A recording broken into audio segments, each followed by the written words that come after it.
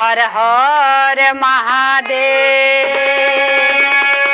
मैया भवानी की जय, शिव गुरु की जय, पार्वती माता की जय, कार्तिक गणेश की जय।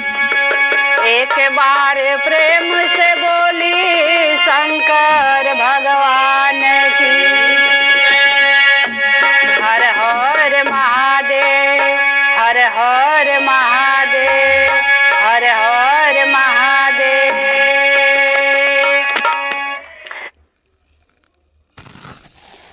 ताई जा गुरुबैना हमनी के बाबा भोलेनाथ के दरबार में बैठल बनी जा। बाबा भोलेनाथ के आराधना करे तनी जा, बाबा भोलेनाथ के पूजा पाठ करे तनी जा। यहाँ के देवों के देव महादेव हैं, सब संकट ही के हरे के बा। देखी हमनी के यहाँ ना कुछ लेके आइल बनी जा आ ना कुछ लेके जाएब जा। जे भी जाई हमनी के साथे बाबा भोलेनाथ के भजनिए जाई। तो देखी आप सबके बीच में एक बहुत सुंदर दर्द भरा हम कथा देतनी कि देखी बाबा भोलेनाथ कैसे दुखिया के दुख समझे नी, कैसे दुखिया के दुख समझ के आ ओकरा के धन देनी। जेकरा धन रहेला देखी ओकरा कबो घमंड रहेला। तो प्रभु जी देखी आज ले केहू के घमंड छोड़ले नइखी। जे भी घमंड करेला प्रभु जी ओकरा के नाश जरूर करेनी। तो देखी बड़ा सुंदर आप सबके बीच में हम कथा देतनी। ये कथा के प्रेम से सुनब जा कि शंकर भगवान कैसे दुखिया के दुख समझतनी। देखी ए गुरु बहिना, एगो गांव में एगो ठकुराइन रहत रहली आ वही गांव में देखी एगो डोमिन रहत रहली। दोनों जानी देखी शंकर भगवान के दोनों आदमी भक्त रहे। ठकुराइनो रहली आ गांव के जौन डोमिन रहली उहो शंकर भगवान के भक्त रहली। दोनों आदमी बड़ा प्रेम से शंकर भगवान के मंदिर में जाओ आ शंकर भगवान के पूजा अर्चना करे। तो देखी बहुत समय बीत गईल, धीरे धीरे बहुत समय बीत गईल। वही मंदिर में ठकुराइन भी जास पूजा करे आ वही मंदिर में गांव के डोमिन भी जास पूजा करे। रोज जासु ठकुराइन तो पहले पूजा करसु। एक दिन देखली, दू दिन देखली, 3 दिन देखली डोमिन। कहस कि देखा हम आइला आ प्रभु जी के सब धोवल पोछल हम करीला, यहाँ के मंदिर धोइला पोछिला हम, आया के हम बैठा रहिला बाबा भोलेनाथ के दरबार में। आ कहली पंडिताइन की पहले हम पूजा कर लेब ओकरा बाद तू पूजा करी ह। तो देखी रोज आवस ठाकुराइन आ शंकर भगवान के देखी मंदिर उंदिर धो के आ सब जितने शक्ति रहे उनकरा लगे प्रभु जी के दरबार में लेके आ बैठा रहस उनका मंदिर में। तो देखी जब गांव के ठाकुराइन आवस आ जब पूजा पाठ क के चल जास तो का करस कि डोमिन पूजा करस। ऐसे ही कहानी धीरे धीरे एक गुरु बहिना चलत चलत चली गई। बड़ा फेर में पड़ली डोमिन। कहस कि मंदिर उंदिर धो लेनी आ सब सामान लेके प्रभु जी के हम इंतजार करत रहिला, लेकिन जब ले ठाकुराइन पूजा ना करेली तले हम पूजा ना करेला। उ काहे ना करस पूजा कि ठाकुराइन उनकरा ऊपर जोर दे देले रहली। कहस कि देखा तू जाति के डोमिन हऊ आ पहिले हम पूजा कर लेब शंकर भगवान के, ओकरा बादे तहरा पूजा करे के बाटे। ऐसे कि पहले तू छू छा देबू तो हम पूजा हमार भंग हो जाई। बड़ा डोमिन सोच में पड़ली। एक दिन का भइल कि उनकरा घरे उनकर दोनों लड़का रोवे लागल। ठाकुराइन के ताकते में डोमिन के बड़ा लेट हो गई। जा ताकते ताकते 10-11 बज गईल आ ठकुराइन के एने लेट हो गई रही, टाइम से पूजा करे ना पहुँचा रहली। डोमिन कहस कि 11 बज गई, 12 बज गई, अभी ले ठकुराइन पूजा करे ना अली। आ हमरा घरे हमार लइका रोवत हुई लो, हम कैसे पूजा क के जाई। त देखी एगो बहिना वही ना बेचारी इंतजार करत रहली। ठकुराइन अली त कहली कि बहिन देखी आज बड़ा लेट कैनी हाँ, हमरा घरे हमार लइका रोवत रोई लो भूखने, आ आप लेट कर दिहनी, हम कैसे पूजा करके चल जाई। आप ही न कहले रहनी हाँ कि जौले हम पूजा ना करब तौले तू पूजा मत करी ह। यही से हम प्रभु जी के पूजा पहले ना करीला। तो देखी का कैली कि ठकुराइन भाई ठकुराइन रहबे कैली, उनका घरे बहुत सामान रहे, धनवान रहली, हर प्रकार के भोजन बना के फल मून जे भी बाटे गुरु जी के दरबार में ली आवस आ चढ़ावस। आ चढ़ा उढ़ा के ठकुराइन जब चल जास घरे तई डोमिन जास तो जगवा जल चढ़ावस।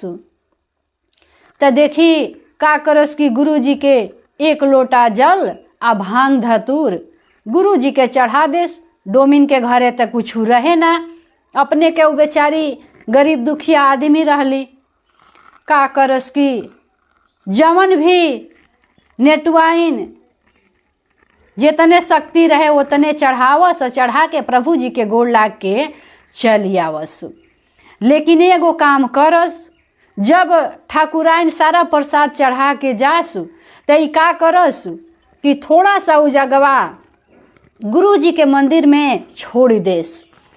कहस कि हई है तनी सुबाटे एकरा के आप खाइब, आ आपके चढ़ावल प्रसाद ह, आ हम लेके जातनी, हमार लोग लइका भूखाइल बाटे, यही के हम खियाए। का करस बेचारी कि ठकुराइन रोज प्रसादी चढ़ा के चल जास। आई डोमिन का करस कि बाद में पूजा पाठ करस, आ जितना प्रसादी बचे उतना ये उठा के लेके घरे चली आवस। घरे लेके चली आवस आ वही के बेचारी अपना लोग लइका के वही के देश आ उहे लोग खा पी के अपन आ दिन आ राति काटस लोग। तो देखिए गुरुबहिना दुखिया के दुख प्रभुए जी बुझेनी। सुखी देखी जे भी रही, जेकरा लगे धन रही ओकरा लगे घमंड रही। प्रभु जी केहू के घमंड आज ले छोड़ले नहीं की, सबके घमंड तुरेनी। देखी यही से यहाँ के हमनी के दरबार में गिरल बानी जा। तो गुरु जी से हमनी के अपन हाथ जोड़ के इहे कहल जाई कि हे प्रभु जी जितने देले बानी उतने में हमनी के खुश राखब। देखी धीरे धीरे बहुत समय बीत गईल। नेटवाइन बड़ा खुश भैली आ कहस कि चल औरी कुछ ना। त मान ल कि पंडिताइन ठकुराइन जे भी चढ़ावत रही हम लेके जातनी, तो यहाँ से हमरा लोग लइका के काम होताटे। तो देखी धीरे धीरे तो देखी ऐसे ही धीरे धीरे कहानी बढ़त गईल। का भइल कि एक दिन ठकुराइन अपना घरे बाबा भोलेनाथ के चर्चा कहवावे खातिर सब गांव में निमंत्रण देहली। कहली कि ए गुरु बहिना लो, ए गुरु भैया लो, हमरा घरे बाबा भोलेनाथ के चर्चा बाटे, आप लोग चर्चा में जरूर आए। देखी सब गांव में सबके निमंत्रण दे दिहली, लेकिन वो डोमिन के निमंत्रण ना देले रहली। अपना मन में यह सोचली कि उ जात के डोमिन हई तो उनकरा के हम अपना घरे काहे खातिर बोलाए। देखी सबके कह दिहली आ सब लोग उनकरा घरे पहुँच गईल जहिया चर्चा प्रभु जी के रखले रहली। देखी सब लोग पहुँच गईल, उनका घरे चर्चा चालू हो गईल। तले दूसरा तीसरा जाके आ डोमिन से कह दिहल कि देखा ठकुराइन के घरे आज चर्चा बाटे आ तोहके ना बोलौले रही हई। कहली कि ना हमरा के तो निमंत्रण ना देले रही है।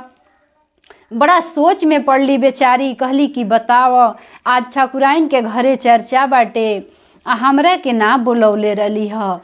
आज तो लागत है कि मंदिरों पर ना जइहे आ ओई जगह पर प्रसादी ना चढ़े, कम से कम अपना घरे बुलौले रहती तो हमू गए रहती तो ठाकुराइन के घर से प्रसाद उरसाद ले आई रहती तो आज तक कम से कम हमार लोग लइका खा ले रहित। बेचारी मने मने खुश भी भैली आ बड़ा अनखुश हो गई कि आखिर ठाकुराइन हमके नइखी बुलौले तो हम कैसे जाई। देखी का कैली कि अपना घर से थोड़ा सा बेचारी प्रसाद ले लेली आ लेके आ ठाकुराइन के घरे पहुँच गईली। तो देखी जब ठाकुराइन के घरे पहुँच गईली तो थोड़ी देर और चर्चा में बाकी रहे। थोड़ी देर बेचारी जे पहुँचली तो जाके ठाकुराइन के दरवाजा पर बोलली। आगे ही ठाकुराइन उन्हें से धावल धूपल अली, कहली कि देखा ए घर में तहार एंट्री नहीं खे, ऐसे कि तू जात के डोमिन हऊ, तू ही हमें बैठा, तोहार प्रसाद भी हम ना चढ़ाए बाबा भोलेनाथ के, तू ही हमें बैठा आ जब चर्चा खत्म हो जाई तो तू घरे अपना चली जइहा। बेचारी का कैली कि वहाँ में बैठ गईली। देखी वही समय शंकर भगवान आ पार्वती जी दोनों आदमी पर्वत पहाड़ पर बैठल सब लीला देखत रहल लोग। कहली पार्वती माता कि देखी आप तो देव के देव महादेव हैं, आप सबके सुख देनी, सबके महल अटारी देनी, अपने तो झोपड़ी में रहेनी, सब करा की हर चीज देनी, लेकिन देखी ओइजा अन्याय होता है, ओइजा तो कम से कम आपके जाए के चाहिए। देखी शंकर भगवान इतना बात जब सुननी तो कहनी कि नहीं पार्वती तू ठीक कहतरू, ओइजा अन्याय होता है, हमनी के ओइजा पहुँचे के चाही। कहले शंकर भगवान के ऐसा कर कि तू ही हमें रह आ हम जातनी। कहली माता पार्वती जी की जाई। शंकर भगवान का कैले कि पूरा फुहर पातर कोढ़ी के रूप ध के कहीं हेने चुअता कहीं हेने चुअता आ फुहर पातर कपड़ा पहन के आ शंकर भगवान का कैले कि ठाकुराइन के घरे आ गईले। आ वही जे बेचारी डोमिन बैठा रहतरी, वही जे डोमिन बैठा रहतरी। देखी जब शंकर भगवान अइले तो कहली डोमिन के बाबा आपके घर कहाँ है, हम तो डोमिन हैं जाति के, तो हमके ठाकुराइन अंदर ना जाए देली हई। देखी आप पूछी अगर आपके प्रसाद चढ़ावे दिहे आपके अंदर जाए दिहे तो आप जाई, बाबा भोलेनाथ के चर्चा सुन के आई। डोमिन वही जे बैठल बाड़ी तले शंकर भगवान कोढ़ी के रूप धैले बानी आ फटहा पुराण सब पहिनले बानी आ जाके बोलत तनी ठाकुराइन से। ठाकुराइन कहली कि बाबा देखा ए घर में तहार एंट्री नहीं खे, इहे में बैठा, इतना फुहर पातर हमनी के घर में केहू ना जाला, हमारा आज बाबा भोलेनाथ के चर्चा बाटे, तू ऐसन कपड़ा लाता पहिनले बड़ा, तू कैसे चल जेब। कहले शंकर भगवान के अरे बा तहार इतना बड़ सोच हो गई बाटे, ठीक बा कौनो बात ही ना। का कहले शंकर भगवान कि वही जे वो डोमिन के पास में बैठ गईले। देखी इतने देर में माता लक्ष्मी जी देखा तड़ी कि ई त लागता कि वहाँ अन्याय होताटे। देखी इतने देर में माता सरस्वती जी देखा तड़ी कि अरे बा वहाँ तो बहुत घोर पाप होताटे, हमनी के वहाँ पहुँचे के चाही। तो देखी माता लक्ष्मी जी या माता सरस्वती जी दोनों आदमी देखी वही पर्वत पहाड़ पर जहाँ माता गौरा जी रहत रहनी वही जे दोनों आदमी आ जाते। देखी जब दोनों आदमी वहाँ पहुँचताटे माता गौरा जी की यहाँ तो कहल लो कि देखी हमनियों के वहाँ चले के चाही। कहली माता गौरा जी की ठीक बा हमनी के तो चलल जाई, लेकिन वहाँ शंकरो भगवान गइल बानी। माता लक्ष्मी जी कहली कि एकर मतलब कि हमनी के जाए जा तब तो शंकर भगवान खिसिया जाए। कहली माता गौरा कि ना, उ कैसे जानी है कि हमनी के गइल बनी जाओ जा। का कैली कि गौरा माता कहली कि ठीक बाटे, हम चमाइन के रूप धले तनी। आ माता सरस्वती से कहली कि तू धोबिन के रूप धला। आ लक्ष्मी माता से कहली कि तू डोमिन के रूप धला।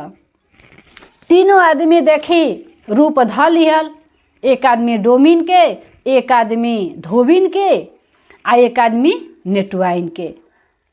गौरा माता नेटुआइन के रूप ध लिहली। आ तीनों आदमी चली आवता ठाकुराइन के द्वार पर। जब ठाकुराइन के द्वार पर आवत अपन अपन थोड़ा थोड़ा प्रसादी ले रहल लो। आयल लो तो ठाकुराइन से कहलो कि ये देखो हमनियों के चर्चा सुने खातिर जाए द, हई प्रसादी ले लो आ हई प्रसादी चढ़ा दो। कहली के देखा लो, हमरा घर में बाबा भोलेनाथ के चर्चा होता, आ तू जाति के धोबिन हऊ, तू जाति के नेटुआइन हऊ, आ तू जाति के चमाइन हऊ। देखी ऐसन कुल जाति हमरा घर में ना जाई। सब लोग यहाँ में बैठा रहो, आ चर्चा खत्म हो जाई तो आप लोग प्रसाद लेब, अपना घरे चल जाए, लेकिन केहू के घर में हम एंट्री ना देवे देव। तो देखी वही जे तीनों आदमी बैठ गए लो, बाबा भोलेनाथ बैठ गई नी। आ जौन नेटुआइन रहली वो यही जे पांचों आदमी देखी वही जे बैठ गई। पांचों आदमी देखी वही जे बैठ गई आ चर्चा सुने लागल। चर्चा सुना सुना चर्चा खत्म भइल। ओकरा बाद सब गुरु बहिना लोग के देखी प्रसादी और शादी बांट दिहली। सब लोग लेके चली गई, अपना अपना घरे चली गई। तो देखी एक कनियो लोग के का कैली कि तनी मुनी हाथ के प्रसादी लेके अली आ कहली कि हई हेतने प्रसादी बा ले लो, आ अपना अपना घरे चली जालो। तो देखी प्रसादी तनी तनी सब जाना लोग के दे दिहली। ओकरा बाद कहली कि देखा लो अब प्रसादी हमार खत्म हो गई, अब का कर लोगी, तहनी लोग यहाँ से चले जालो। तो देखी ठाकुराइन का कैली कि पांचों आदमी के विदाई कर दिहली, वहाँ से हेतनी हेतनी प्रसाद दे दिहली। आ का कैलो कि उ लोग उतने उतने प्रसाद ले लेके आ सब आदमी अपना अपना घरे चली आइल लो। ठाकुराइन सोचली कि हनी लोग के घर में हम घुसा दे तो ये लोग अछूत जाति वालो हमार सब पूजा भंग हो जाई। तो देखी हमनी के स्वर्ग नीलम दीदी, हरिंदर भैया हमनी के इतने कहले बानी कि केहू के हमनी के जाति पाति नहीं खे माने के, केहू से हमनी के छुआछूत के भेद नहीं खे लगावे के। सब हमनी के गुरु बहिना एक सम्मान बानी जा। प्रभु जी के जितना शक्ति तितने भक्ति, हमनी के जितने श्रद्धा शक्ति रही गुरु जी के दरबार में चढ़ावल जाई। आ गुरु जी के हमनी के आराधना करे के बा, तीनों सूत्र के हमनी के पालन करे के बा। तो देखी का कैली कि डोमिन के मन में भी आइल कि हाँ काश प्रभु जी हमरो के 2-4-10 रुपया के कमाई दे देती तो हमहू अपना घरे बाबा भोलेनाथ के चर्चा कहवैती। तो देखी उनकरा मन में जब लालसा भइल आ घरे गईली तो अपना पति देव से कहले कि जी देखी हमरो इहे लालसा लागेला आ कि हमहू अपना घरे खाली बाबा भोलेनाथ के चर्चा कहवैती। कहले उनकर पति देव कि ठीक बा, कोनो बात ना, तू चर्चा कहवाओ। चर्चा तो कमों में होला ढेरों में होला, प्रभु जी हमनी के जितने शक्ति दिले बड़न उतने में हमनी के पर प्रसादी ले के गुरु जी के पूजा जरूर करावल जाई। का कैली डोमिन कि अपना पति देव के बाजारे भेज दिहली। आ गईले तो रास्ते में जब जाए लगले तो देखी कहले कि तो पता नहीं खे कि का लागी, का सामान लागी, चलो तनी बीच रास्ते में ठाकुराइन के घर बा, उनकरे से हम पूछ ले तनी। तो देखी ठाकुराइन के घरे गईले आ कहले कि ये ठाकुराइन बाबा भोलेनाथ के पूजा में का लागेला, हमरा के तू बता दो, हमहू अपना घरे चर्चा कहवाई। तो देखी ठाकुराइन का कैली कि सब कुछ सामान बता दिहली। ओकरा बाद कहली कि जा ले जा आ इहे सामान लेके अइहे, बाबा भोलेनाथ के चर्चा कहवा दीह। का कैली कि सब कुछ बतौली, लेकिन बाबा भोलेनाथ के ई ना बतौली कि भांग धतूर आ बेलपत्र ले अइह। 3 गो सामान ठाकुराइन ना बतौली। का कैले, उ डोम भाई के गैले बर बाजार क के लेके अइले, ओकरा सवेरे उ चर्चा रख दिहले। देखी भर गाँव में निमंत्रण दे अइले आ जाके आ ठाकुराइन से भी कह दिहले कि ये ठाकुराइन काल हमरा घरे बाबा भोलेनाथ के चर्चा बाटे, आ आपहू के निमंत्रण बाटे आवे के बाटे। त देखी का कैले कि ठाकुराइन के कही के चली अइले। सब गांव के आदमी नेटुआइन के घरे पहुँच गई चर्चा में, लेकिन ठाकुराइन ना गईली। ठाकुराइन ना गईली। का भइल कि सब लोग गए दरवाजा पर, कहल लो कि ई त हमनी के ए जगवा चर्चा में हमनी के ना आवल जाई, ई त नेटुआइन के चर्चा बाटे। का कैलो कि मैं जनी गई लो गुरु बहिना लो आ देखी सब आदमी वजह से लवट लवट के चली आइल। ठाकुराइन मन मार के बैठा रहली, डोमिन मन मार के बैठा रहली कि अब आखिर हमार चर्चा कैसे हुई। बेचारी प्रभु जी के दरबार में जाके रोए लगली। कहली कि हे गुरुजी, आखिर हमरा में कौन गलती बाटे? हमार तो जितने श्रद्धा शक्ति उतने आपके भक्ति में हम जौने हमके जूरा लाटल बाटे, हम आपके चरण में रखले बानी प्रभु जी, आखिर हमरा में कौन कसूर बा? का कहनी, प्रभु जी की सब बैठल लीला देखत रहनी। उहवा से का कहनी कि माया से खूब ढेर आदमी के उहवा इकट्ठा कर दिहनी। कहीं मर्दाना, कहीं मेहरारू, कहीं लड़की, कहीं जवान, कहीं बूढ़, कहीं सियान, कहीं लंगड़, कहीं कोढ़, कहीं आन्हर, सब प्रकार के गुरुजी उहवा अपना माया से सब आदमी लौके लागल, सब मनुष्य लौके लागल। कहली डोमिन की बाप प्रभु जी के लीला, आपके लीला अपरंपार बाटे। का भइल कि डोमिन के चर्चा चालू हो गई। डोमिन के चर्चा देखी होखे लागल। चर्चा होत होत का भइल कि वही समय लक्ष्मी माता आ सरस्वती माता या गौरा माता तीनों आदमी फिर डोमिन के दरवाजा पर पहुँचत आटे। तीनों जानी लोग के देखी बड़ा प्रेम से, बड़ा आदर सत्कार से बैठौली अपना चर्चा में। आ बैठा के कहली कि देखी हमारा लगे जितने शक्ति रहला उतने हम प्रभु जी के दरबार में रख के अपन चर्चा हम कहतानी। सब लोग बड़ा सुंदर से भजन भाव कैलो। आ वही बीच में तले शंकर भगवान पहुँचतनी, आन्हर बन के पहुँचतनी, बहुत बुजुर्ग आदमी बन के पहुँचतनी, आँख से लौकत उकत नइखे। त देखी वही रास्ता से जातनी जेने ठाकुराइन के घर रहे। त देखी वही रास्ता से जातनी आ वही ठाकुराइन के दरवाजा पर जब पहुँचल बनी बाबा भोलेनाथ, त कहनी कि ये बचवा हमरा आँख से लौकत नइखे, ये हमरा के ले चल के आ जिनकी घरे चर्चा होता उनकरा घरे पहुँचा देती, हमू प्रभु जी के भजन सुन के आ अपना घरे चल जाती। देखी ठाकुराइन कहली कि ए बूढ़ा बाबा देखा हमरा के टाइम नइखे लगे, ऐसन कर कि इहे रास्ता धैले तू चली जा, हम डोमिन के घरे जाइब ना। त देखी शंकर भगवान बड़ा मन में सोचनी। हमें देखी एगो छोट लड़का खेलत रहलन। कहला कि बाबा चली हम आपके हाथ धके आ डोमिन के घरे पहुँचा देतनी, उहमे शंकर भगवान के चर्चा होताटे। देखी वो छोट लड़का के लगे इतना बुद्धि रहे कि उनके ई लागल कि नहीं ई बुजुर्ग बाबा के आँख से लौकत नइखे, इनकरा के हमरा ले जाए के चाही।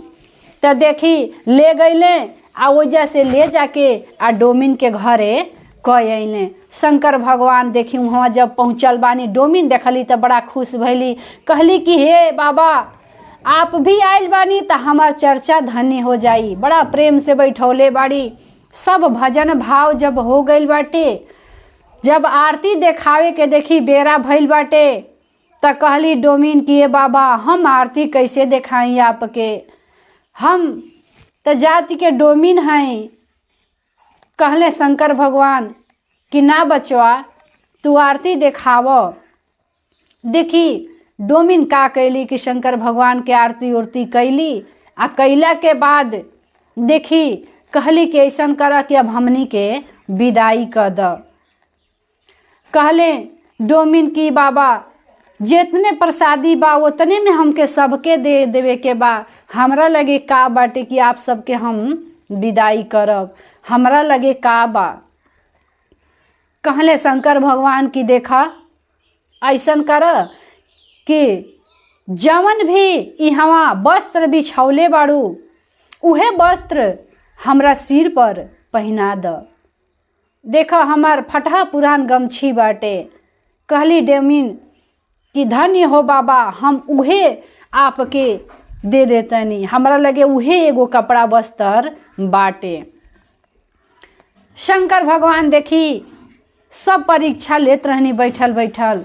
का कैली कि जवन भी असनी बिछौले रहली उहे असनी उठा के आ शंकर भगवान यानी बूढ़ा बाबा के ओढ़ा देतरी। आ जब बूढ़ा बाबा के देखी ओढ़ा देतरी ओकरा बाद गौरा माता लक्ष्मी जी या माता सरस्वती जी जे बैठा रहे कहलो कि अब हमनियों के विदाई क द।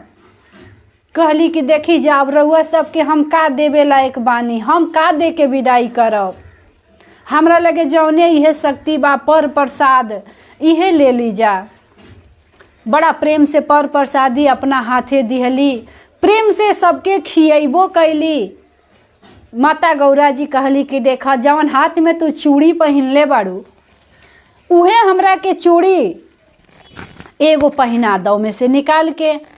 का कैली कि देखी ओ डोमिन एगो चूड़ी निकलली आ माता गौरा जी के हाथ में पहना दिहली। माता लक्ष्मी जी कहली कि देखा एगो हमरो के पहना द हाथ में। एगो का कैली कि लक्ष्मी जी के हाथ में पहना दिहली आ एगो चूड़ी निकलली त माता सरस्वती जी के हाथ में पहना दिहली आ एगो चूड़ी उनकर हाथ में बचा रहे। 4 गो चूड़ी बेचारी पहनले रहली, 2 गो हे हाथ में आ 2 गो हे हाथ में। एगो चूड़ी उनका हाथ में बचा रहे। मने मने सोचे तरी कि 4 गो हमरा लगे चूड़ियो रहल ह, 3 गो तेहनी लोग के पहना देनी, एगो चूड़ी हमरा लगे बच गई। शंकर भगवान कहनी कि देखा हमरो के कुछ अपना घर से निशानी दे दो कि हमू ले जाए त नाव लेब। कि गए रहनी डोमिन के घरे त उनका चर्चा में एगो बड़ा सुंदर हमरा के चूड़ी दिहली। बड़ा सोच में पड़ली डोमिन। कहली कि बाबा ई परीक्षा हमसे कैसे लेतनी, 4 गो हमरा लगे चूड़ी रहल, 4 आदमी ले लिहल, अब तो लागत है कि हमारा लगे कोनो प्रकार के सुहाग ना बची। बड़ा सोच में पड़ली। डोमिन के आंख से आंसू आवे लागल, लेकिन वो चूड़ी निकाल के आ शंकर भगवान के हाथ में पहना दिहली। देखी जब शंकर भगवान के हाथ में पहना दिहली ओकरा बाद शंकर भगवान कहली कि एक बार प्रेम से जयकारा लगा दो, शिव गुरु महाराज की जय। तो देखी प्रेम से जयकारा लगौली और जब जयकारा लगौली तब प्रभु जी साक्षात अपन दर्शन दिहनी। शंकर भगवान साक्षात अपन दर्शन दिहनी, वही जे अपन रूप धारण कर लिहनी। कहनी कि धन्य हो प्रभु जी, आप हमसे परीक्षा लेते रहनी हैं। देखी वही समय लक्ष्मी भी अपन रूप धारण कर लिहनी, माता जी, माता सरस्वती जी भी धारण कर लिहनी आ माता गौरा जी भी धारण कर लिहली। शंकर भगवान देखनी तो बड़ा ठठाई के हंसनी। कहनी कि अरे तहनी लोग कैसे आ गई लो यहाँ। माता गौरा जी कहनी कि देखी जहिया आप ठकुराइन के घरे गई रहनी तहियो हमनी के गई रहनी जा, आ जहिया आप डोमिन के घरे अइनी तहियो हमनी के आपके लगे नहीं जा। ऐसे कि वहाँ घोर पाप होत रहे तो हमनी के पाप के मुक्ति करे खातिर आइल बानी जा। शंकर भगवान बड़ा खुश भइनी आ ओकरी बाद सब गांव में हाहाकारा मच गई। सब गांव में जय शिव के नारा लागे लागल। सब लोग कहल कि अरे वाह, आज डोमिन के घरे शंकर भगवान आ माता गौरा जी आ गइल बालो। सब दुनिया के लोग देखे खातिर इकट्ठा हो गइल आ देखी सब लोग बिटोरा गइल। इतने देर में ठाकुराइन सुनली कि डोमिन के घरे चर्चा होता, शंकर भगवान साक्षात दर्शन देले बानी। हाकल पियासल अली आ दरवाजा के यहाँ अली। उहे के शंकर भगवान कहनी कि नो एंट्री, आपका इस घर में एंट्री नहीं है, इस घर में आपको नहीं आना है। आपने इतना दिन से पूजा किया तो शंकर भगवान से दर्शन नहीं है, इसलिए नहीं हुआ कि आपके मन में पाप है, आपके मन में घमंड है, आपका धन का घमंड है। देखिए शंकर भगवान इतना बात कहनी ठाकुराइन से। ठाकुराइन वही जे ठकुआ गईली दरवाजा की यहाँ। फिर उनकर पैर आगे ना पड़ल। देखी सब लोग हमें जय शिव के नारा लगावे लागल। आ वही जे देखी डोमिन के उहे कंगन निकाल के आ माता लक्ष्मी जी दिहली। तो उनकरा लगे देखी माता गौरा जी दिहली। तो देखी उनकर 16 श्रृंगार हो गईल। आ माता सरस्वती जी दिहली। तो कहली कि तहार भजन हर जगह, तहार भजन चली। इतना सुंदर स्वर आ इतना सुंदर ज्ञान दिहनी माता सरस्वती जी। आ माता लक्ष्मी जी निकाल के दिहनी अपना हाथ के कंगन। तो उनकरा लगे धन हो गई। देखी शंकर भगवान कहनी कि तू तो अन्न दे दिहलू, धन दे दिहलू, जन दे दिहलू लो। अब हम का बचल बा कि हम का दीही इनकरा के। का गईनी शंकर भगवान की अपना हाथ के कंगन निकाल के आ डोमिन के दे देहनी। कहनी कि है रुद्राक्ष के कंगन है, एक कंगन के तू पहन लिह। चारों दिशा में तोहार नाम होई, तोहार चर्चा होई। इहवा तू एगो बहुत सुंदर शंकर भगवान के मंदिर बनवा दिया। आ यही मंदिर में तू पूजा पाठ करिह। तहार हमेशा हमेशा खातिर इहवा भजन भाव होई, इहवा नाम होई कि डोमिन के घरे शंकर भगवान साक्षात दर्शन देले रहनी। लेकिन देखी गैली ठाकुराइन, लेकिन ठाकुराइन के दर्शन ना भइल। ठाकुराइन हुआ से रोते अपना घरे चली अली। सब लोग कहल कि देखी धन के घमंड ना करे के चाही। प्रभु जी दर्शनों दे दिहनी आ वो डोमिन के अन्न धन जन दे दिहनी। सब कुछ दे के भर के आ बाबा भोलेनाथ आ माता गौरा जी आ माता लक्ष्मी जी आ माता सरस्वती जी चारों आदमी अपना स्वर्ग लोक में चली गई लो। आ जयकारा जय शिव के नारा लागे लागली हवा। तो एक बार प्रेम से बोल दिया जा शिव गुरु महाराज की जय। हर हर महादेव। मैया भवानी की जय, शिव परिवार की जय। हर हर महादेव। मैया भवानी की जय, शिव गुरु की जय, पार्वती माता की जय, कार्तिक गणेश की जय। एक बार प्रेम से बोली शंकर भगवान की जय। ताई जा गुरु बहिना, हम शोभा यादव बागी बलिया से शोभा लोकगीत चैनल के माध्यम से आप सबके गोड़ छुके गोड़ लागत नहीं कि आप लोग ऐसे ही हमारा भजन कथा के दुलार प्यार आशीर्वाद देते रहब। जहाँ से भी देखो तो कब जेवना शहर से देखा तो कब आप लोग एक बार प्यार से कमेंट में हर हर महादेव जरूर लिखब। तो देखी हमनी के बाबा भोलेनाथ के दरबार में बैठल बनी जा। आ देखी बाबा भोलेनाथ से हमनी के इतने कहे के बा कि हे गुरुजी, आप हमार गुरुजी हैं, हम आपके शिष्या हैं, आपके शरण में गिरल बनी, आप दया ना करब तो के करी प्रभु जी। हमनी के इतने कहल जाई गुरुजी से, गुरुजी आज ना कल हमनी के आराधना जरूर सुनब। देखी आप सबके बीच में बड़ा सुंदर एगो हम कथा रखतनी। एक कथा के हमनी के शुरू से अंत तक सुनल जाई कि ये कथा में लास्ट में का रहस्य निकलता।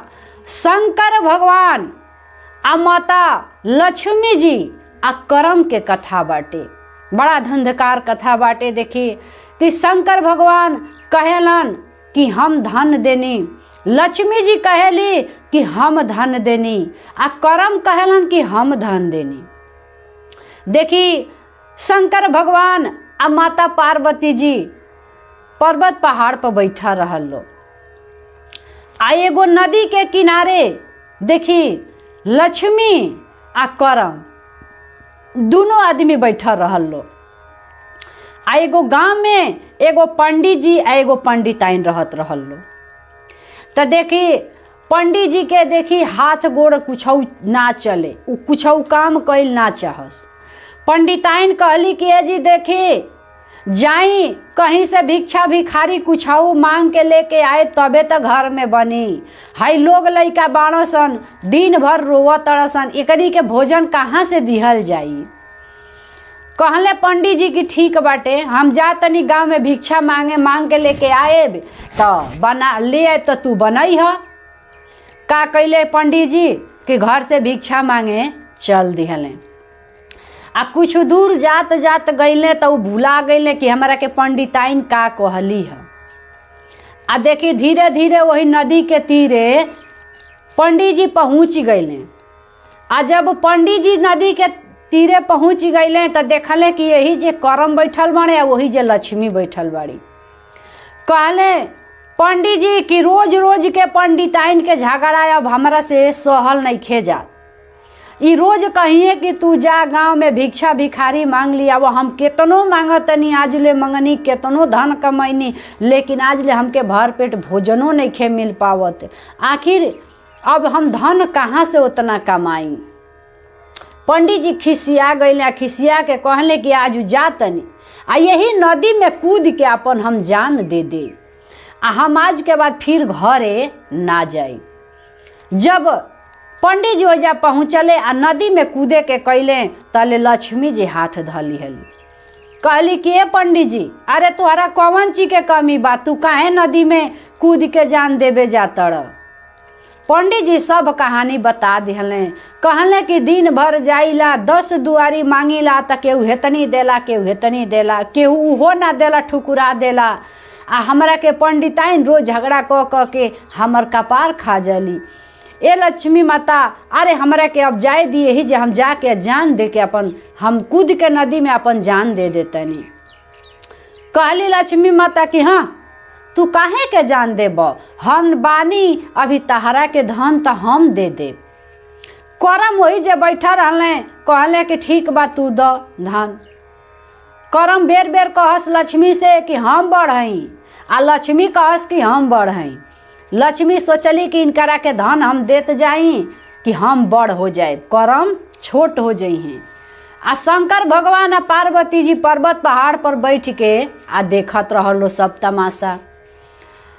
कैली लक्ष्मी माता का कैली कि उनकरा के एगो बड़ा सुंदर सोने के गुल्ली बना के दे दिहली। आप लोग पहले के जमाना में देखले हो खब गुल्ली एगो बनत रहल हुए, बड़ा सुंदर लागी, गाय माता के गर्दन में आदमी पहना देता। वैसने सोने के गुल्ली बना के लक्ष्मी माता दे दिहली। आ पंडित जी के कहली कि पंडित जी तू एकरा के लेके चल जा घरे, आ घरे लेके जा आ ये गुल्ली से कही है कि हमरा के जौन चीज भी तारा जरूरत पड़े, पैसा रुपया 56 प्रकार के भोजन कपड़ा लाता जौन मंगब ए गुल्ली से कहब त तारा के सब कुछ दीहे। पंडित जी बड़ा खुश भैले। आ खुश होके आ गुल्ली के कहले कि रहा हम अपना पोछिटा में बांधनी चेट में। पहले के आदमी के देखले हो खबजा धोती कुर्ता पहनत रहल हवे, धोती में का कैले कि ओकरा के बांध लेले गुल्ली के। आ कहले कि रह तनी गंगा जी में स्नान कर लीही, आ ओकरा बाद हम लेके चलब, पंडिताइन हमसे झगड़ा ना करी हैं। तो देखी जाए गुरु बहिना, पंडित जी बड़ा खुश भैले। आ बांध के आ लेके आ गईले। आ नदी में जब नहाए गईले तो मछली जनलस कि कुछ ले ले बने। ई का कैले कि गुलिया काट के मछरिया लेके भाग गई। आ जब मछरिया लेके भाग गई पंडित जी बहरी निकल के अइले, लगले कपार पीट के रोवे। कहले कि अब तो जवन दुख बा तौने दुख हमार रह गई, अब तो जाए तो फिर पंडिताइन हमके मरी हैं, भोजन दी है ना। का कैले कि वजह से रोवत धोवत बेचारू घरे अइले। कहली पंडिताइन के मांग के कुछ ले अनी हाँ। कहले पंडित जी की ना कई दुआरी मंगनी है लेकिन केहू कुछ दिहल ह ना। कहले कि जा यहाँ से तू जहाँ मन करे तहाँ चली जा, तोहरा के आज हम भोजन देवे वाला नहीं खी। तो देखी पंडित जी कैसो कैसो बेचारू रात कटवले, सुबेरे खिसियाई के उठले, कहले कि आज हम जाए भाई, आज हम नदी में कूद के अपन जान दे देव। अब आज के बाद हम पंडिताइन के बात ना सुनब। तो देखी गईले पंडित जी एजा से चलत चलत बेचारू चली गईले। आ देखी जब चली गईले जाके आ ओजा देखा तड़े कि करम आ लक्ष्मी दोनों आदमी बैठल बा, आ आपस में झगड़ा करता। लक्ष्मी कहस कि हम बड़ हई, करम कहस कि हम बड़ हई।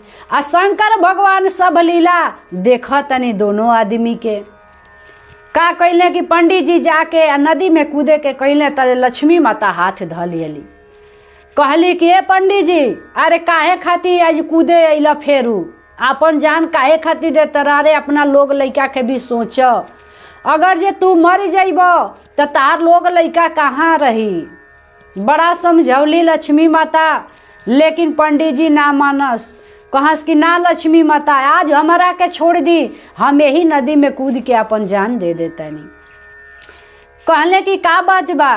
पंडित जी कहले कि अरे जवन गुलिया दिहवी तवन तो हम कभी नदिया में नहाए तो मछरिया काट के लेके चली गए। कहले कि जा ये बहुचट, तो के धन हम दे तनी, तुहार लग से धन भागल जाता। का कैले लक्ष्मी माता की खूब सुंदर एगो सोने के हार बना के देहनी। आ कहनी कि ले जा, आ यही हार से तू जवन मंगब तवन तहरा के मिली। कपड़ा लता पैसा रुपया 56 प्रकार के भोजन मिली। ए हार के लेके तू चल जा घरे। करम वही जे देखत रहले बैठल, आ लक्ष्मी दे तरी। जब पंडित जी लेके अइले, आ धीरे धीरे जब आधा रस्ती में अइले, आ बैसाख जेठ के दिन रहे, बड़ा तेज पंडित जी के प्यास लाग गई। जब प्यास लागल त का कैले पंडित जी कि कहले कि रह यही जे नलका लौकता, यही जे हम तनी पानी पी ली। का कैले कि हरवा वही जे नलकवा कि यहाँ रख दिहले, आ जाई के पानी पिए लगले। जब पानी पिए लगले तले का कैल कि एगो पेड़ा पर से चिल्होर उतर के आई, आ चिल्होरिया हरवा लेके भाग गई। जब पनिया पी के पीछा देखा तने तो उनकर हरवा हइये ना। वही जब बेचारू पंडित जी छपिटा छपिटा रोवे लगले, कपार पीट पीट रोवे लगले। कहले कि बाप रे बाप, अरे आज तो तीसरा दिन हो गई, अब लागत है कि पंडिताइन हमर जान ना छोड़ी हैं। आज हम जाइब तो आज तो हमके घरों में ना ढूके दी हैं। वही ना रोत पीटत बेचारू घरे गईले। कहली पंडिताइन की काजी कुछ मांगे उनके ले आई नहीं, हाँ ले आई बनायल जाओ, लइका दिन भर के भूखाइल बनस। कहले पंडित जी की पंडिताइन कई दुआरी भिक्षा मंगनी है, लेकिन कुछ मिलल है ना। फिर पंडिताइन खिसिया गईली, कहली कि तारा के आज कुछ ना मिलल, अब बताओ कि हम तके कहाँ से भोजन बना के दीही। कहले कि पंडिताइन बहुत दिन धन कमा लेनी, लेकिन घर में धन रहत नहीं खे।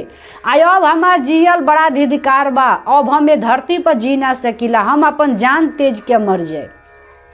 पंडिताइन बेचारी डरा गईली।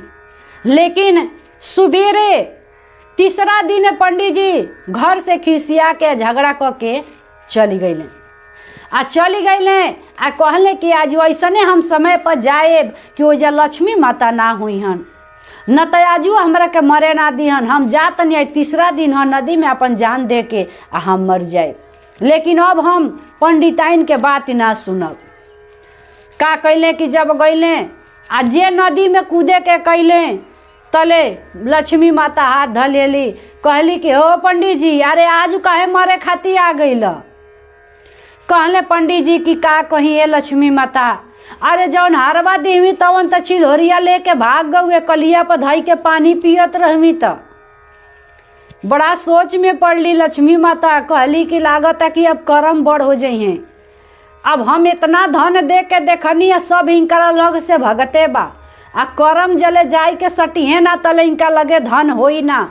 आ करम कहतड़े कि हम बड़, लक्ष्मी कहतरी कि हम बड़। बड़ा सोच में पड़ली आ शंकर भगवान सब तमाशा देखत रहनी कि देखी त केकर जीत होला। शंकर भगवान देखत रहनी कि केकर जीत होला।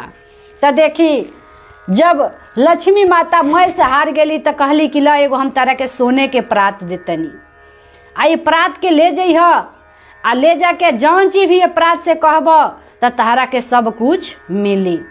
का कैले कि लेके जब अइले प्रात अपना घरे, लेके अइले तो साँझ के बेरा भइल आ कहले अपना पंडिताइन से आ कि ये पंडिताइन हे प्रात में हाथ जोड़ के आ शंकर भगवान के आराधना करी ह आ लक्ष्मी माता के, आ जवन जवन तू मंगबू सब कुछ तह के मिल जाई। पंडिताइन कहली कि हाँ ई प्रात ले अइल कहाँ से? आ तो हमारे के एगो नदी के तीरे बूढ़ी दाई बैठे रही उहे देली है। तो का कैली पंडिताइन की कहली कि अब इनका से हम ढेर का मांगी। शंकर भगवान के आराधना कैली आ लक्ष्मी माता के कहली कि हे प्रभु जी हमरा के कुछ भोजन दी, कुछ दीही कि हम नीरी पकाई चाहे पकावले दीही कि हम खाई अपना लोग लइका के खियाई।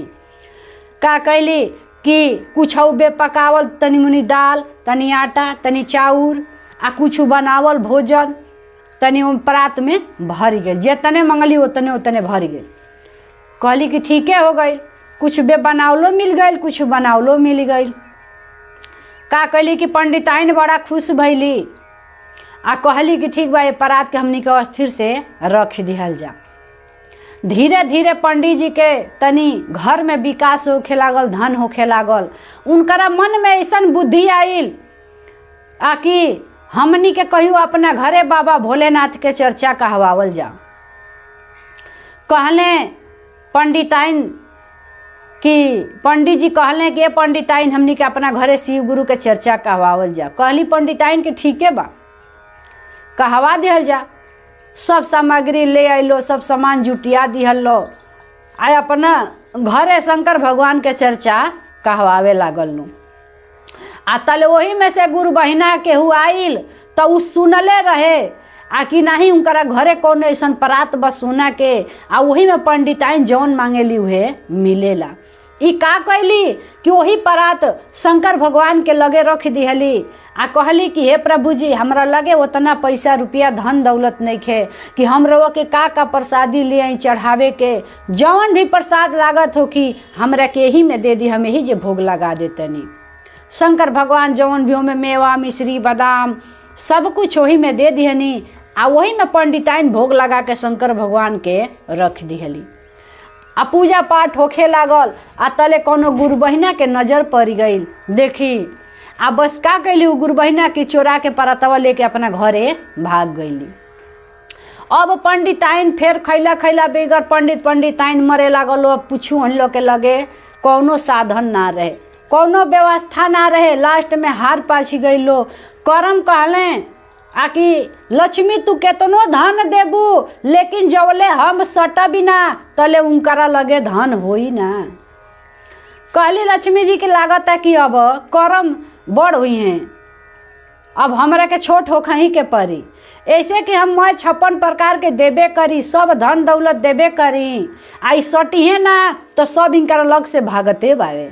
शंकर भगवान कहले कि आज हम ये देखतनी कि करम बड़ होले कि लक्ष्मी बड़ होली। तो देखी लेके चली गई लो। आज जब लेके गुरु बहिना अपना घरे गईली तो वो में बैठ के आबू मंत्र तो जानत ना रहली कि हमरा का कहे के बा। जब कहस कि हमरा के हई मिल जा हौ मिल जा, गुरु जी के आराधना करबे ना करस। ओ में जवन चीज भी आवे सब माटी हो खजा, कुछ लौके तो में माटिए लौके। उ का कैली गुरु बहिना की डेरा गईली। कहली कि लागता कि एमे कोनो भूत मलेच्छ बा, एमे जादू मंत्र बाटे भाई, ई रह कोनो हिसाब से उनकर हम दे आई परतवा, उनका घरे हम रखी आई। का कैली कि एक दिन राती खाने कोनो सामान के बहाना अइली आ ले के वो गुरु बहिना उनकरा ओबरी में उपरात के रख दिहली। आ जब रखी दिहली इतने देर में शंकर भगवान कहनी कि ए करम अरे जाना पंडित जी के घरवा जा लक्ष्मी जी के दिहला से कोनो धन ना होई। अरे जले तू ना सटब तले उनकरा लगे कोनो धने ना होई, लक्ष्मी देते रह जइहे। तब वजह से करम उठ के आ जोगी के भेष धई के आ पंडित जी के द्वार पर भिक्षा मांगे खातिर अइले। आ जब पंडित जी के द्वार पर भिक्षा मांगे अइले तो कहले पंडिताइन से, गे पंडिताइन हमरा के कुछ भिक्षा दे द। पंडिताइन औरी तेज गुस्सा हो गईली, कहली कि अपना तो खाए के हइये नहीं खे बाबा, तो रउआ के हम कहाँ से दे दीही। कहले जोगी बाबा उ तो करम रहले, कहले कि चलो ठीक बा, जब तोरा घर में कुछ नहीं खे तो हमरे से कुछ ले ला। कहली कि दे ना दिए बाबा। तो का कैले कि कहले कि आँचर फैलाव। आ जब आँचर पंडिताइन फैलौली तो एक मुट्ठी चाउर निकाल के अपना झोरी में से पंडिताइन के दे दिहले। आ जब पंडिताइन के दे दिहले तो देखी पंडिताइन के एक मुट्ठी दिहले तो कहले कि हे भाई ई तो हेता ना गोड़ा बाड़ा सा, लेकिन एक मुट्ठी में यानी के फरियाई ना। तो का कैले कि 2 मुट्ठी औरी निकाल के दे दिहले। 3 मुट्ठी दिहले तो उनमें उनकर भर आँचरे भरी गई। 3 मुट्ठी जब दिहले तो उनकर आँचरे भरी गई। जब आँचर भरी गई बड़ा खुश भैली, कहली कि ए बाबा हेतना दे देनी, अब हमनी के बहुत दिन इतना खाएब जा, कहाँ ले हमारा रउआ के देवे के चाही। आ का कैले कि वही जे किनारा में करम बैठ के सब तमाशा देखत रहले। जनली पंडिताइन के अब तो चली गईले। आ इतने देर में देखी एगो तुरहा ओड़िया में मछली लेके बेचे खाती आई। आ जब मछली बेचे खाती आई तले इनकर लइकवा देखलस तो रोवे लागल। कहलस कि माई हमरा के मछली तनी किनी द। कहले कि ए नाती के बेटा पैसा न रुपया हम तरह के मछली किन दी है, पंडित जी है तनी सुचावलवा देला हन, तो अब वो के हम तरह के नीर पकाएब आ खियाएब कि हम तरह के मछली किन दी। अब लगली गरियावे, लइका लागल छपिटा छपिटा लरियाए। तो उनकरा मती में घुस गईले शंकर भगवान। आ करम बैठ के देखते रहले। कहले कि चल नतिया के बेटा यही चौरे में से दे के तो के मछरिया तनी किन दी। का कैली कि उ तुरहा के वही में से 2 मुट्ठी चाउर दे दिहली। आ कहली कि ए बाबू हमरा के एगो मछरिया दे द। का कैले तुरहा महाराज की एगो मछरी जोखी के पंडिताइन के दे दिहले। आ जब दे दिहले तो घरे लेके पंडिताइन अइली। जब अइली तो पंडित जी से कहले कि पंडिताइन पंडित जी से कहली कि ए पंडित जी तनी मुनी तो लकड़ी ओकड़ी बा, जले भातवा हम नीरह तनी तले जाई तनी लकड़ी ओकड़ी काट के आ लेके आई आ तब ले आई तो हम मछरिया बनाई। कहले पंडित जी कि ठीक बा, जौन बा लकड़ी अपन वही के तू वही पर बनावा, तले हम लेके लकड़ी काट के आओ तनी तो मछरी बनई है। का कैले कि पंडित जी चल गए लकड़ी काटे। आ पंडिताइन उठली तो घर में गईली तो कह तेरी कि भाई अब तो कोनो बर्तन उर्तन है नहीं, आखिर केमे मछली काट के हम धोई ओकरा के केमे काटी केमे रखी। तो घरवा में गईली तो देखली कि चूहनिया में उनकर सोने के परतवा बा। देखली पंडिताइन तो बड़ा खुश हो गईली। पंडिताइन सोने के परतवा उठा के ले अइली।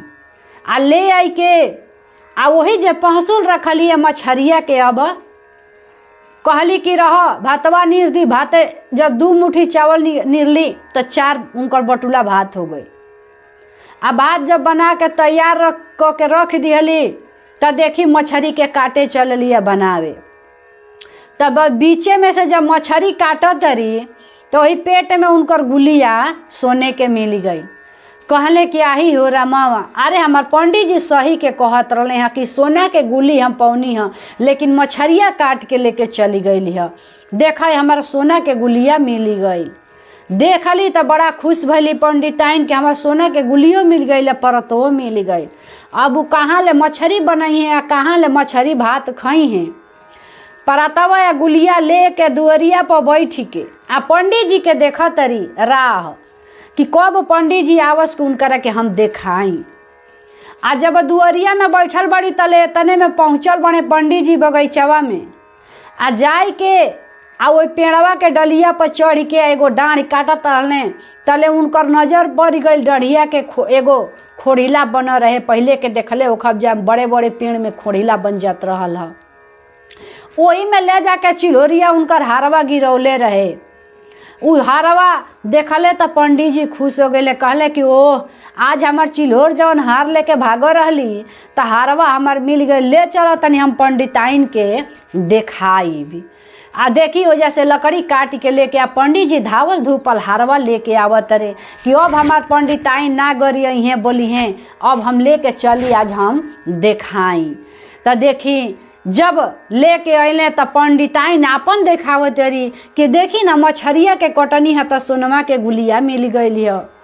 आ घरवा में गईनी है तो परतवो मिल गई है। पंडित जी कहला कि हाँ देखा ना हम लकड़िया काटे गईनी है तो हमार सोने के हरवा जौन चिल्होरिया लेके भागो रहे वो मिल गई। बड़ा पंडिताइन पंडित जी खुश भइलो आ प्रभु जी के जयकारा लगावे लगल। लोही जा तले उतने देर में करम वो जगह पहुँच गए। कहले कि देखा पंडित जी हम कौनो साधु महात्मा ना है, हमारे नाम करम है। जवले करम हम केहू में सट भी ना तले लक्ष्मी छप्पर फाड़ के धन दी है, केहू में सटी ना। करम समझौले। कहले कि देखो हम करम है, जब हम तारा लगे सटनी है तबे लक्ष्मी देली है तो धन भइल है। शंकर भगवान ठाठाई के हंसनी पर्वत पहाड़ पर बैठले आ लक्ष्मी माता जाई के करम के पैर पर गिर गईली। कहली कि हे करम तू ही बढ़ रही है, हम छोट बनब। ऐसे कि हम केतनो धन केहू के देब, लेकिन जौले तू करम जाके सटबना तले केहू के धन ना होई। तो देखी वहाँ जीत हो गई करम के, लक्ष्मी छोट बन गई। शंकर भगवान सब लीला देखते रह गईनी। ओजा जय शिव के नारा गूंजे लागल। आ पंडिताइन उनकर लइका सब लोग अपना धन में लेके अपना घर में राज करे लागल लो। तो एक बार प्रेम से बोल जल जा शिव गुरु महाराज की जय। हर हर महादेव। मैया भवानी की जय, शिव गुरु की जय, पार्वती माता की जय, कार्तिक गणेश की जय। एक बार प्रेम से बोली शंकर भगवान की जय। हर हर महादेव, हर हर महा। ताई जय गुरु बहिना, हम शोभा यादव बागी बलिया से सब गुरु बहिना सब गुरु भाई के गोड़ छू के गोड़ लागत तनी कि आप लोग ऐसे ही हमरा भजन के दुलार प्यार आशीर्वाद देते रह। देखी आप सबके बीच में एक बहुत सुंदर दर्द भरा कथा देतनी। हमार कथा कैसन लागल आप लोग एक बार प्यार से कमेंट में हर हर महादेव जरूर लिखब। देखी बड़ा सुंदर कथा के भाव बाटे। एगो गांव में एगो किसान भाई रहत रहलन। देखी उ किसान भाई बहुत गरीब रहलन, बहुत गरीब रहलन। उनकरा लगे देखी कौनो प्रकार के उनकरा लगे कौनो सुख सुविधा ना रहे। वो बेचारू दिन भर खैला खैला खातिर मरस। दिन भर उहनी लोग के सोचे के पड़े दोनों पति पत्नी के कि आखिर हमनी के कहाँ से ले आवल जाई, का ले आवल जाई कि बनाइल खाइल जाई। तो देखी उनकर धर्म पत्नी रहली तब बाबा भोलेनाथ के भक्त रहली। का कैली कि एक दिन बैठा रहली, मन में ऐसे ही सोचल लो, कहल लो कि देखी हम रोज जानी आ शिव गुरु के पूजा अर्चना करेनी, लेकिन आज ले हम कुछ उनकरा से हम मंगले नहीं खी। कहले उनकर पति देव कि देखो हमनी के तो कोनो ऐसा समय हो गइल बा कि ना के हमनी के कोनो काम धाना देता। आखिर हमनी के कहाँ से कमाइल जाई, कहाँ से खाइल जाई। हमनी के बहुत समय बीत गइल बाटे। अब उनकर पति देव बड़ा सोच में पड़ले, लेकिन देखी सबके दाता राम होले। देखी धीरे धीरे ऐसा ही कहानी बीतत गईल। का कैले कि शंकर भगवान ओहनी लोग के परीक्षा लेवे खातिर कहले कि कौनो ना कौनो माया के जाल अपनावे के पड़ी। बहुत दिन से बेचारो दोनों जना पूजा पाठ शिव गुरु के करत रहल लो। कहले कि एक न एक दिन एहनी लोग के हम परीक्षा ले।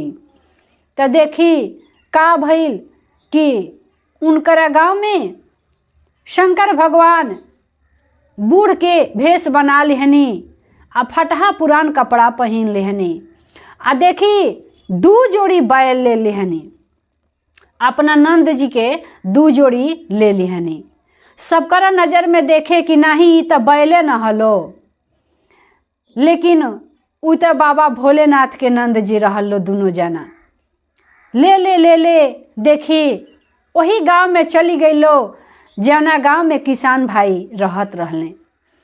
देखी जब वो गांव में पहुँचले बूढ़ बन के शंकर भगवान आ उनकरे दरवाजा पर गईले आ कहले वो किसान भाई से कि ए बचवा तनी ए बराबर हमरा के भोजन खिया द। बड़ा सोच में पड़ले, कहले कि आज ले हमरा दरवाजा पर केहू ना आई रहल ह। हम तो अपने के भूखा दलिदर आदमी, हमरा घर में का रहल ह, हमनी के तो खुद खैला बिना मरत नहीं जा। लेकिन अब ये बूढ़ा बाबा के आज हम कहवा से खियाई। बड़ा सोच में पड़ल लो देखी दोनों जना। लेकिन कहली उनकर धर्म पत्नी कि देखी कुछ नहीं खे तो जाई गांव में से केहू के घर से कुछ मांग के ले आए तो हमनी के बूढ़ा बाबा के बना के खिया दिहल जाइए बेरा। ऐसे कि हमनी के इहे गुण मिलल बाटे कि भूखा के भोजन आ प्यासा के पानी देवे के चाही। हमनी के भले बेखैला बेगना रह जाई, लेकिन जे हमनी के दरवाजा पर आइल बा ओकरा के बिना भोजन करौले घर से ना जाए दिहल जाई। का कहले किसान भाई कि अपना गांव देहात में निकल गईले आ कई दुआरी पर गईले आ भिक्षा मांगले तो उनकरा के थोड़ा सा आटा मिलल। आटा लेके अइले अपना धर्म पत्नी के दिहले, कहले कि ला यही के तू बना गया बूढ़ा बाबा के खिया द। का कहले कि दे दिहले आ बेचारी अपन बनौली। तो देखी वो आटा के जब सनली तो 3 गो लिट्टी बनौली। 3 गो लिट्टी बनौली तो कहली कि ठीक बा, एगो हम खा लेब, एगो हमार पति देव खा ली हैं आ एगो बूढ़ा बाबा के लिट्टी हमनी के खिया दिहल जाई वही में से। का कैली कि 3 लिट्टी बनौली आ बना के आ लेके बैठल लो 3 आदमी खाए खातिर। देखी जब 3 आदमी लेके बैठल लो खाए खातिर तो एगो लिट्टी अपने खैली आ एगो अपना पति देव के दे दिहली आ एगो शंकर भगवान के दे दिहली। देखी शंकर भगवान तो रहबे कैनी, लेकिन बूढ़ा के भेष में आके आ बैठा रहनी। तो देखी जब लिट्टी दे दिहली आ जब खाए बैठल लो 3 आदमी खा लिहल लो आ जैसे सवेर भइल तो कहले बूढ़ा बाबा कि ये बचवा अब हम जा तनी हमरा से। कहले किसान भाई कि तो देखी बूढ़ा बाबा कहले कि ये बचवा अब हम यहाँ से जा तनी। किसान भाई बड़ा सोचे लगले कि बूढ़ा बाबा रहनी है तो घर में बड़ा अच्छा लागत रहल है, लेकिन ये बेरा चली जाए। कहनी कि ये बाबा और 2 दिन रहती तो हम ऐसे ही जाती आ भिक्षा उक्षा मांग के लेके आनी तो हमनी के बनैती जा खैती जा। कहले बाबा भोलेनाथ कि ना बचवा अब हम ना रहब, अब यहाँ से हम जातनी। कहले बूढ़ा बाबा कि हम 2 जोड़ी बैल ले ले बानी, ये बैल के हमरा बेचे के बाटे, ये बैल के हम बेच के अपना घर के हम चल जाए। कहले किसान भाई कि ये बाबा हमरा लगे तो पैसा नहीं घेना तो हम ही आपके 2 जोड़ी बैल ले लेती। कहले कि बताओ ले लो, काहे नहीं के तारा घर में पैसा। कहले किसान भाई कि ये बाबा हमरा के तो खुद खैला बिना मरत नहीं जा, तो हमनी के लगे कहाँ पैसा बाकी आपके 2 जोड़ी बैल हमनी के ले लेम जा। कहले कि जा जहाँ तू पैसा धैले बड़ा नु हम देखा तनी। किसान भाई बड़ा सोच में पड़ले, कहले कि हम कहीं पैसे नहीं धैले आखिर ये बूढ़ा बाबा कहत कैसे बाणे। कहले कि जा अपना झोरी में देखी ह, अपना जौन कपड़ा पहने ला पैकेट में देखी ह।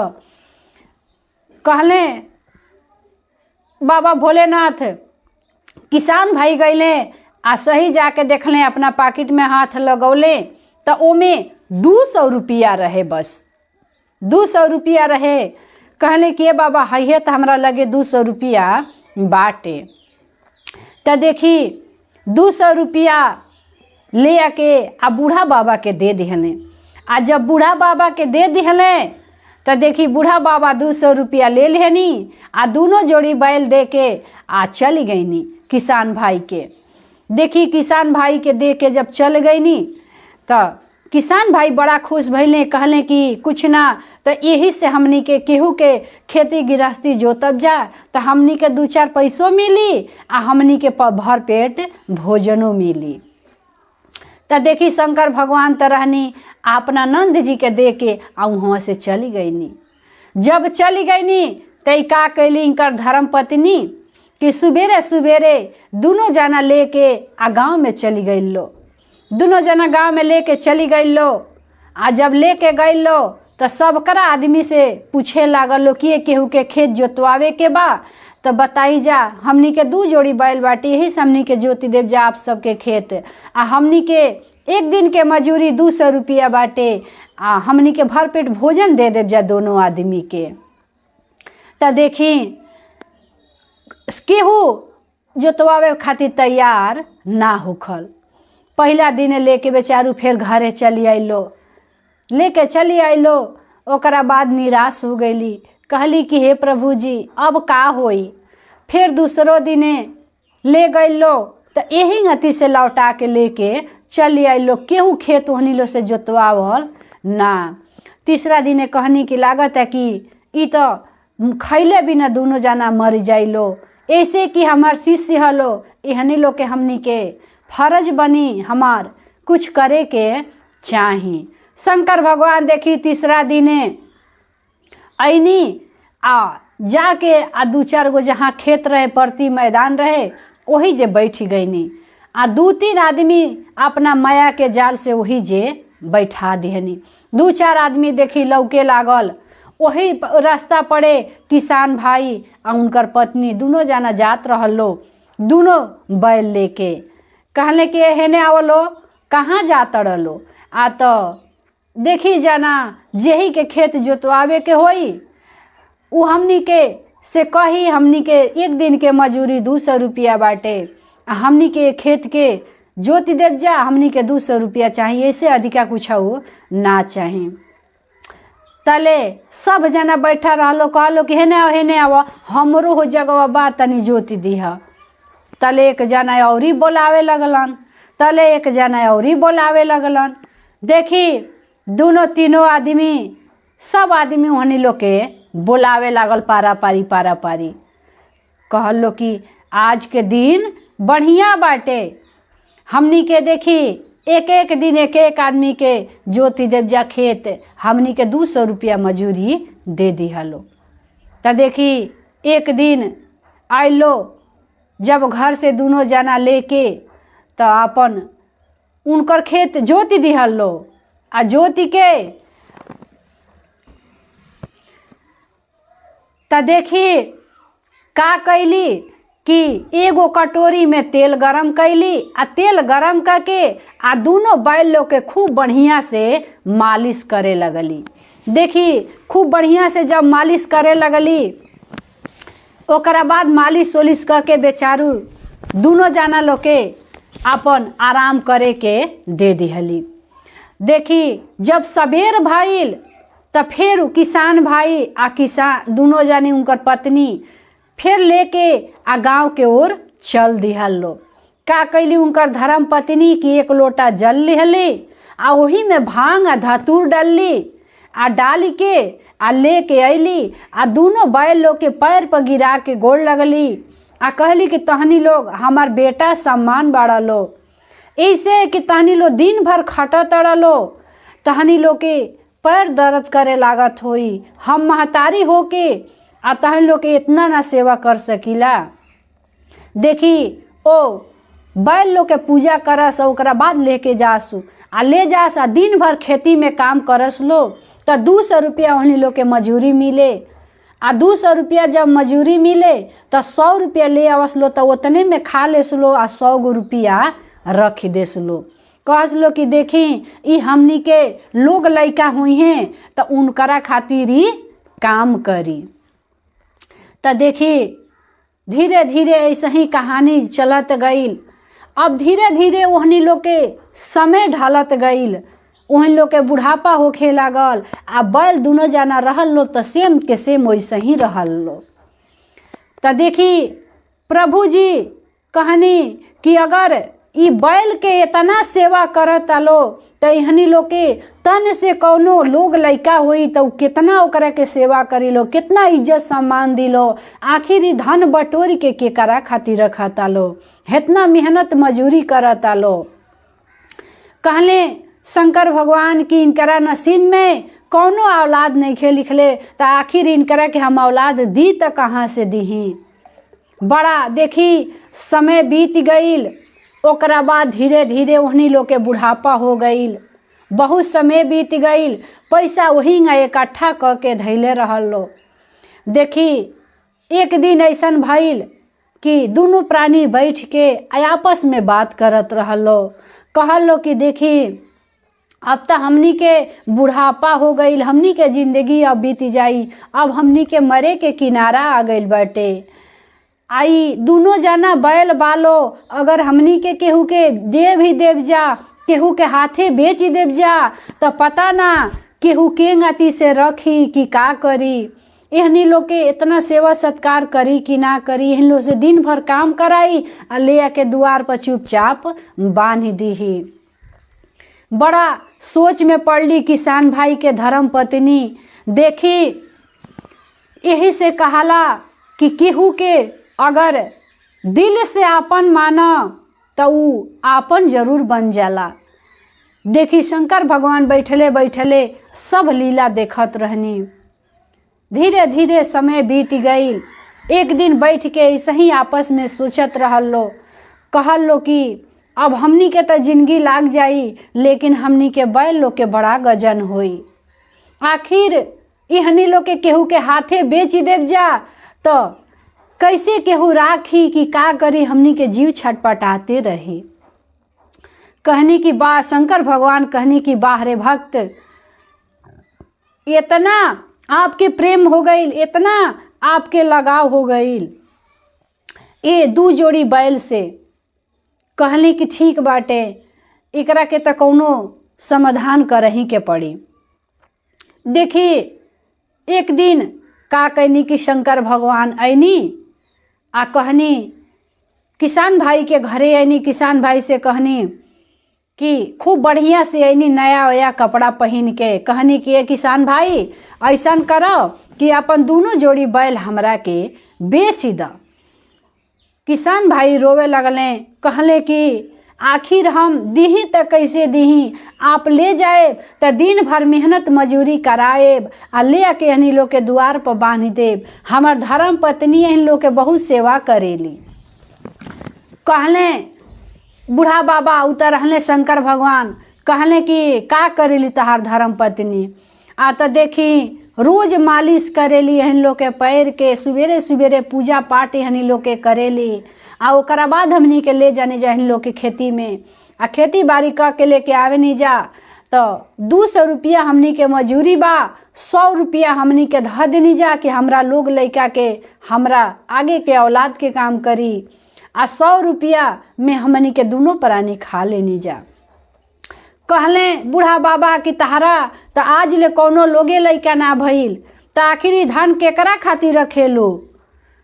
कहले किसान भाई उनकर धर्म पत्नी कहल लो कि अब ले आज ले प्रभु जी हमनी के कौनो औलाद ना देहनी, लेकिन जहिया ले सांस रहेला तहिया ले आस रहेला। जब तक ले हमनी के सांस चलत रही तौले हमनी के प्रभु जी के भरोसा में पड़ल रहब जा कि गुरु जी हमनी के एक ना एक दिन जरूर हमनी और नजर फेरब।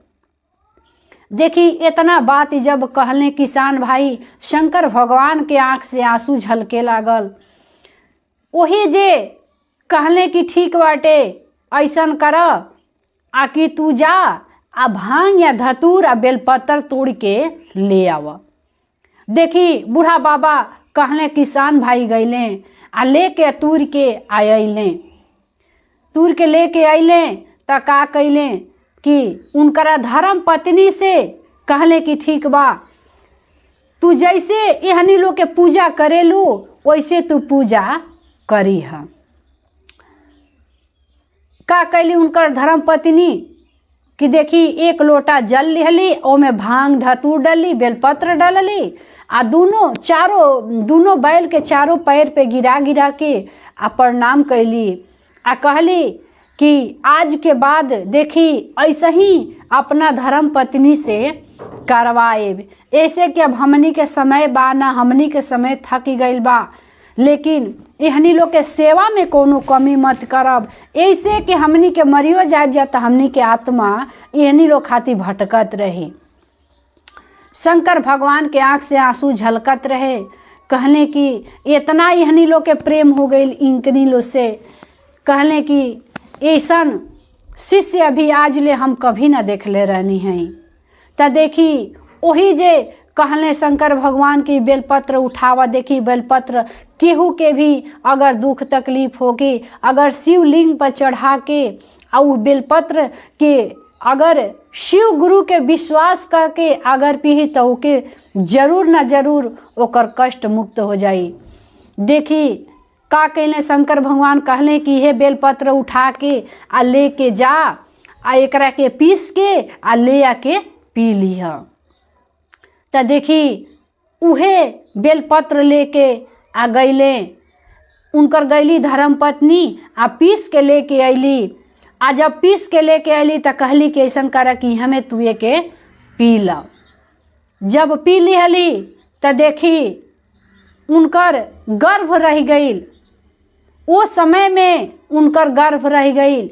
आ देखी वो गर्भ से खूब सुंदर एगो बेटा के जन्म दिहली। और बेटा के जन्म दिहली आ कहली कि देखा ये बैल के जहिया ले सेवा करी ह, जहिया तक ले सेवा करी है, जहिया तक ले आपके कुख से कौनो औलाद पैदा ना हो जाई। त देखी इतना कही के आ शंकर भगवान चली गईनी। आ का कैली कि अब जोते ओते खातिर वो बैल लोग के लेके ना जास, वहींगा सेवा सत्कार करत गईली बैल लोग के वहींगा करत गईली। आ जब 9 महीना पूरा भइल देखी तो दोनों बैल लोग के शंकर भगवान का कहनी कि उहमें मृत्यु का देहनी। आ मृत्यु का देहनी तो उनकरा तन से खूब सुंदर एगो बेटा आ एगो बेटी के जन्म दिहली। आ जन्म दिहली वही जे शंकर भगवान साक्षात दर्शन दिहनी। आ देखी वो किसान भाई के शंकर भगवान से दर्शन भी हो गई। आ कहनी कि यही नंद जी के यहाँ देखी उ लोग मूर्ति बना दिहल लो। आ वही दोनों नंद लोग के अपनी गांव में पूरा सुंदर एगो शंकर भगवान के मंदिर बना दिहल लो। आ शंकर भगवान के मंदिर बना के वही जे नंद जी के रख दिहल लो। देखी सारा गांव पूजे लागल, सारा गांव पूजे लागल। आ देखी वो किसान भाई के तन से एगो बेटा एगो बेटी जन्म लिहल लो। आ वो किसान भाई भी अपना जिंदगी में सुखी जिंदगी जिए लागल लो। आ वही बेटा आ बेटी के भरण पोषण करके आ वही में अपना खुशी में जिंदगी बितावे लागल।